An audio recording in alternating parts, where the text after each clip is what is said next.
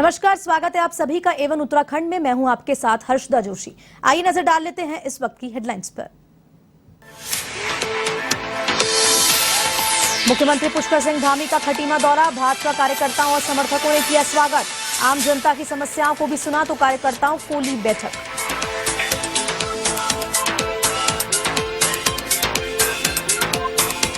उत्तराखंड में हर घर तिरंगा अभियान ने पकड़ा जोर। देहरादून में भाजपा ने निकाली तिरंगा यात्रा। पूर्व मुख्यमंत्री त्रिवेंद्र रावत और महापौर समेत सैकड़ों बीजेपी कार्यकर्ता रहे मौजूद।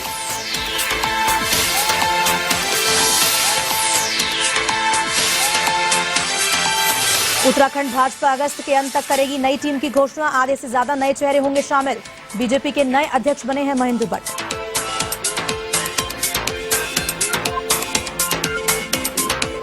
कोटद्वार पुलिस की बड़ी कार्रवाई, 10,30,000 रुपए की ठगी के मामले में आरोपी गिरफ्तार। नेट बैंकिंग के जरिए एक शिक्षक को बनाया था शिकार।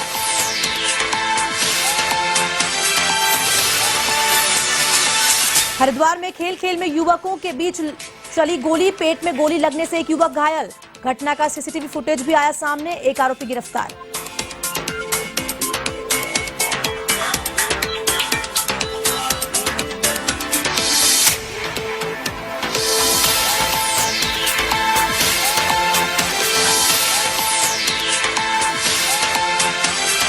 अब खबरें विस्तार से। मुख्यमंत्री पुष्कर सिंह धामी अपने गृह क्षेत्र खटीमा पहुंचे, जहां बीजेपी कार्यकर्ताओं और समर्थकों ने उनका जोरदार स्वागत किया। वहीं खटीमा के लकड़ी व्यवसायियों की समस्याएं और आम जनता की समस्याओं को भी सुना। उसके बाद भाजपा कार्यकर्ताओं के साथ बैठक की गई और अपने निजी आवास नगला तराई के लिए रवाना हुए। इस दौरान सीएम ने फाइबर कंपनी में उपस्थित जन समुदाय को संबोधित भी किया।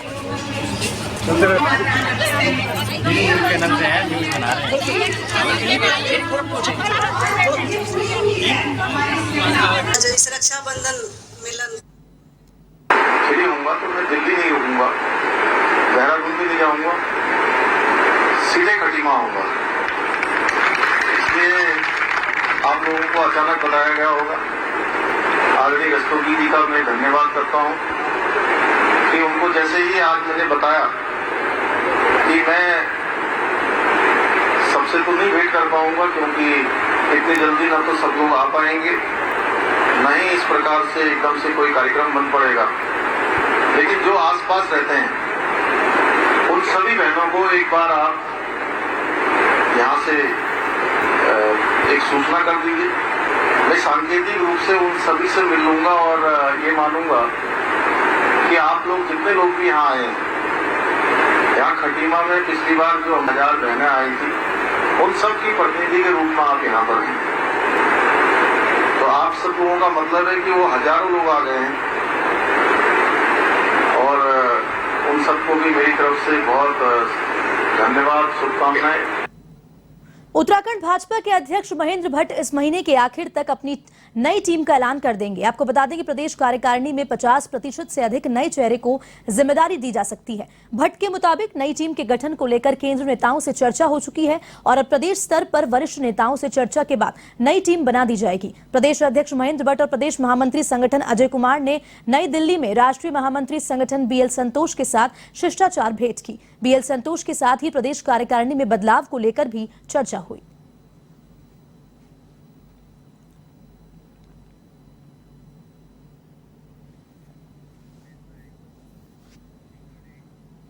पूर्व कैबिनेट मंत्री एवं क्षेत्रीय विधायक अरविंद पांडे की दीर्घायु की कामना के साथ गदरपुर की बहनों ने राखी बांधी। इस दौरान पांडे ने रक्षाबंधन के उपलक्ष्य में क्षेत्र के तमाम भाई बहनों को शुभकामनाएं एवं बधाइयां देते हुए कहा कि विपत्ति में द्रौपदी की रक्षा भगवान श्री कृष्ण ने की थी और इसी तर्ज पर राखी भाईचारे का त्योहार है।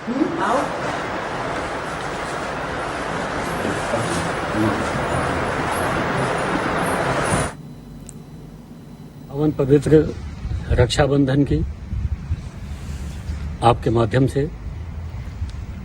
पूरे समाज को मैं शुभकामना देता हूं, बधाई देता हूं। यह रक्षाबंधन का त्यौहार, यह प्रेम का और भाईचारे का त्यौहार है।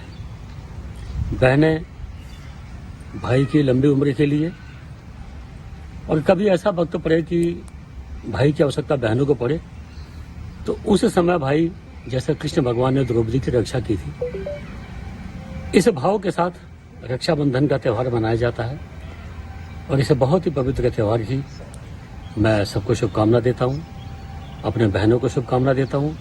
उसी कड़ी में आज हमारे क्षेत्र की जो हमारी बहनें हैं, जिन्होंने मुझे चुनाव जिताने से लेके कोई भी कार्यक्रम हो, हर सुख दुख में मेरी चिंता करती हैं, मेरे अच्छे की कामना करती हैं, वह बहनें आज मुझे रक्षा सूत्र बांधने आई हैं। इन्होंने मुझे आशीर्वाद दिया है। मैं इन सब बहनों के उज्जवल भविष्य और स्वस्थ जीवन की मैं कामना करता हूँ। आजादी की 75वीं वर्षगांठ के अवसर पर हर घर तिरंगा अभियान चल रहा है। इसी के तहत बीजेपी द्वारा तिरंगा यात्रा निकाली गई, जिससे स्वतंत्रता दिवस से पहले राजधानी तिरंगामय गुजरी। आपको बता दें कि भाजपा ये अभियान 15 अगस्त तक चलाएगी। वहीं देहरादून के गांधी पार्क में भाजपा के कार्यकर्ता एकत्रित हुए और इस दौरान पूर्व मुख्यमंत्री त्रिवेंद्र सिंह रावत और देहरादून के महापौर समेत सैकड़ों बीजेपी कार्यकर्ता मौजूद रहे। त्रिवेंद्र सिंह रावत ने कहा कि देश में आजादी का अमृत महोत्सव चल रहा है और शहीदों की शहादत की वजह से हमें आजादी नसीब हो पाई है। हम यही कामना करते हैं कि इस अमृत महोत्सव के सभी भागीदार बने और हर घर तिरंगा फहराया जाए।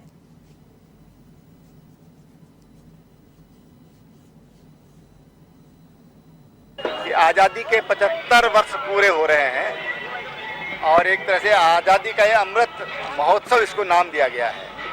देश के तमाम उन स्वतंत्रता संग्राम सेनानियों को जिन्होंने देश के लिए आंदोलन किया, देश के लिए बलिदान दिया, और तमाम ऐसे जो कई ऐसे हजारों की संख्या में जो अज्ञात हैं, उन सबको आज़ादी के इस अमृत महोत्सव के अवसर पर याद किया जा रहा है। उनके प्रति श्रद्धा प्रकट करने के लिए ये कार्यक्रम, और जो माननीय प्रधानमंत्री जी ने आह्वान किया कि हर घर तिरंगा लगे।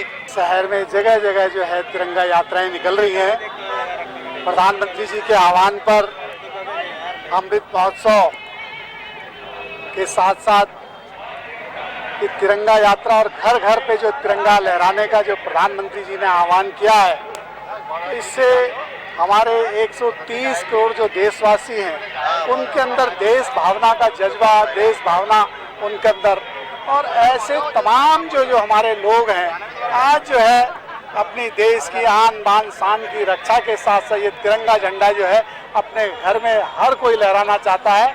और आज जो है जिस तरीके से पूरे देश भर में ये तिरंगा के लिए एक माहौल बना है, इसके लिए हम अपने प्रधानमंत्री जी का उनका धन्यवाद करते हैं कि उन्होंने अमृत महोत्सव के माध्यम से सबके अंदर जो है देशभक्ति का जज्बा जगाया है। इसके लिए मैं प्रधानमंत्री जी का बहुत बहुत उनका धन्यवाद करता हूं। स्वतंत्रता दिवस के उपलक्ष्य में दिनेशपुर थाना परिसर में स्टॉल लगाकर पुलिसकर्मियों के द्वारा लोगों को झंडा वितरित किया गया। इस दौरान थाना अध्यक्ष अनिल उपाध्याय ने कहा कि हर घर तिरंगा अभियान के लिए लोगों को जानकारी दी गई और थाना परिसर में स्टॉल लगाकर झंडे वितरित किए गए।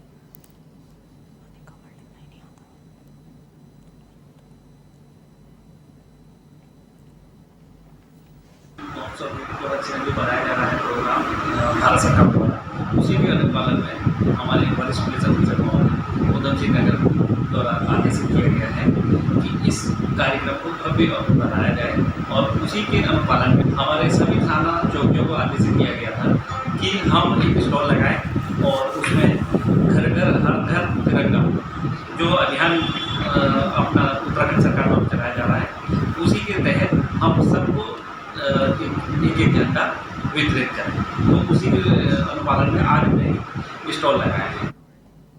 अभिनव चौधरी ने लालकुआं में सीईओ का चार्ज संभाला और कहा कि महिला सुरक्षा और कानून व्यवस्था को ध्यान में रखते हुए क्षेत्र की यातायात व्यवस्था को भी दुरुस्त करना उनकी पहली प्राथमिकता है। वहीं पुलिस और आमजन के रिश्ते और आपसी तालमेल को भी बनाए रखना होगा। साथ ही साथ उन्होंने कहा कि महिला उत्पीड़न की शिकायतों को प्राथमिकता से लिया जाएगा।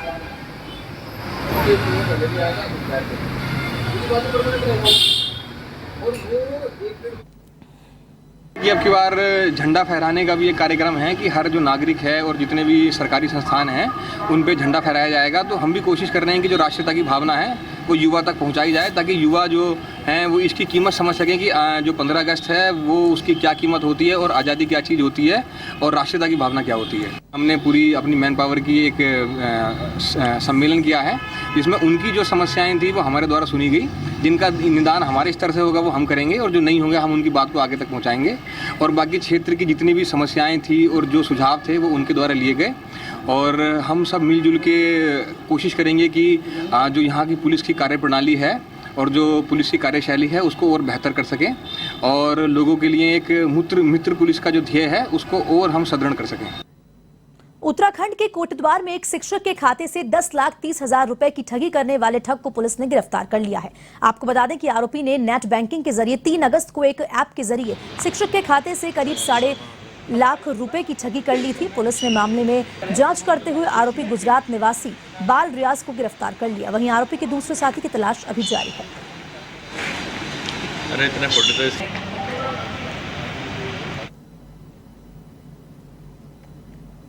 ये 6 जून की एक घटना है। कोई शख्स हैं जिन्होंने ये कहा कि उनका एक जो बैंकिंग ऐप है योनो ऐप वो काम नहीं कर रहा था, तो उसको लेके सर्फिंग कर रहे थे तो उनके पास एक कॉल आती है। जितना उन्होंने बताया उस कॉल के माध्यम से किसी व्यक्ति ने अपने आप को उस ऐप का कस्टमर केयर या रिस्पॉन्स ऑफिसर बताया और उनको कुछ करने को बोला, एक OTP भेजा। तो इनको ये पता लगता है कि इनके अकाउंट से काफ़ी पैसा विड्रॉ हो गया, करीब 10.5 लाख रुपया। किसी गुजरात में रहने वाला कोई शख्स है उसके अकाउंट में गया तो उसके अकाउंट की डिटेल और इन सब में जो हमारी SOP थी, जो काम करने का मेथड था, उसके माध्यम से हम एक व्यक्ति तक पहुंचे जिसको कल हमारी टीम अरेस्ट करके लाई है। और ये व्यक्ति वो है जिसने करीब 15 से 16 अकाउंट खोले हुए हैं। तो मैं पुनः आप सबके माध्यम से, मीडिया के माध्यम से अपील करूँगा कि आमजन तक इस बात को पहुँचाया जाए और आमजन इस बात को ज़रूर समझे कि आज हम जिस सदी में बैठे वहाँ पर फ्री में कुछ नहीं मिलता। कोई अगर आपको फ्री गिफ्ट का ऑफ़र कर रहा है तो कहीं ना कहीं हमारे अंदर बैठे लालच को कैश करना चाहता है। तो अवेयर बने सब लोग और जो इंस्ट्रक्शन जो चीज़ें बैंकिंग संस्थानों के द्वारा या कहीं पर भी बताई जाती हैं उस पर गौर करें। और रुक करते हैं अगली खबर की ओर। हरिद्वार में खेल में युवकों के बीच गोली चल जाने का मामला सामने आया है, जिसके बाद पेट में गोली लगने से एक युवक घायल हो गया, जिसे मौके पर पहुंची पुलिस ने अस्पताल में भर्ती करवाया। घटना का CCTV फुटेज भी सामने आ पाया है, जिसके बाद पुलिस ने गोली चलाने वाले एक आरोपी को गिरफ्तार कर लिया। वहीं 2 अन्य युवकों की तलाश अभी जारी है। पुलिस के मुताबिक कनखल थाना क्षेत्र के कुम्हारगढ़ा में कुछ युवक ऑटो में बैठकर देसी तमंचे की नुमाइश कर रहे थे और उससे खेल रहे थे, तभी तमंचे से गोली चल गई और संजू के पेट में जा लगी।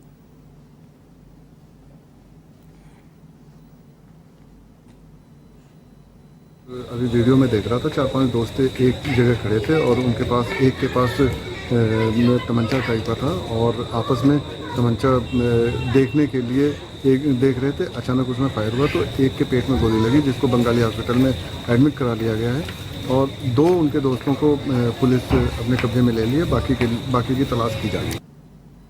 अब खबर हरिद्वार से है, जहां रोशनाबाद के नवोदय नगर स्थित पर बने मकानों पर प्रतिदिन खतरा बढ़ता दिख रहा है, क्योंकि दिन प्रतिदिन नदी किनारे बने मकानों की मिट्टी खिसकती जा रही है, जिसके चलते मकानों में निवास करने वाले बेघर हुए लोगों को दिन रात डर का माहौल बना हुआ है। वहीं क्षेत्र में निवास कर रहे स्थानीय निवासियों द्वारा जिलाधिकारी विनय शंकर पांडे को पत्र के माध्यम से अवगत कराया गया। स्थानीय निवासियों का कहना है कि अगर जल्दी ही हमारी सुनवाई नहीं हुई तो हम यहीं धरने पर बैठ जाएंगे।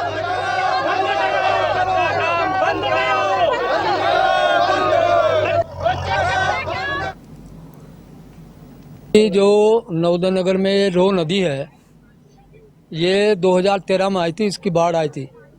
उसमें भी इससे पहले भी एक नदी आई थी, उसमें भी एक दीवार उधर गिरी थी। तो मैंने तब भी मतलब विधायक जी को और SDM साहब को, उस समय तत्कालीन जो SDM थे, उनको बोला था कि नवोदय नगर में एक जो रो नदी है उसकी उचित व्यवस्था, उसका उचित प्रबंध किया जाए, तटबंध बांध करके एक, जिससे कि पूरा नवोदय नगर सुरक्षित हो जाए। जो काम चल रहा है इसके बारे में मेरा कहना है कच्चा काम है।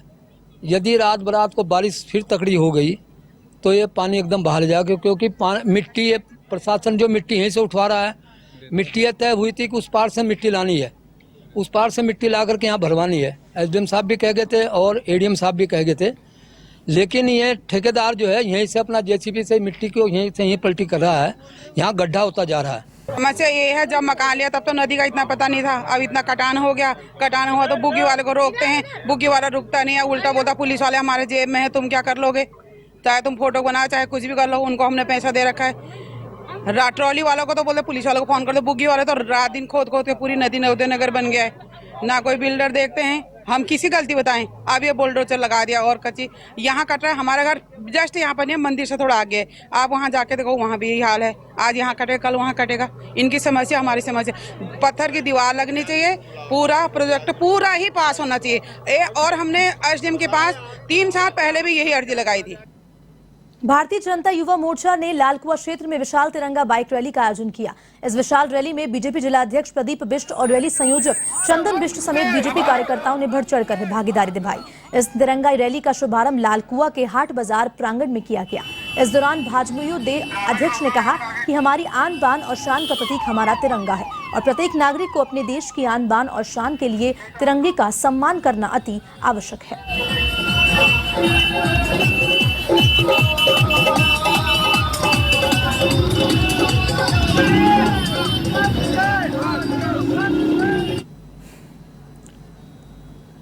आजादी के अमृत महोत्सव में हर घर तिरंगा अभियान के तहत आज युवा मोर्चा की हमारे यह बाइक रैली यहाँ पर थी। यहाँ के हमारे नगर के अध्यक्ष बॉबी संभाल जी के नेतृत्व में मुझे भी यहाँ इसमें शामिल होने का सौभाग्य प्राप्त हुआ है।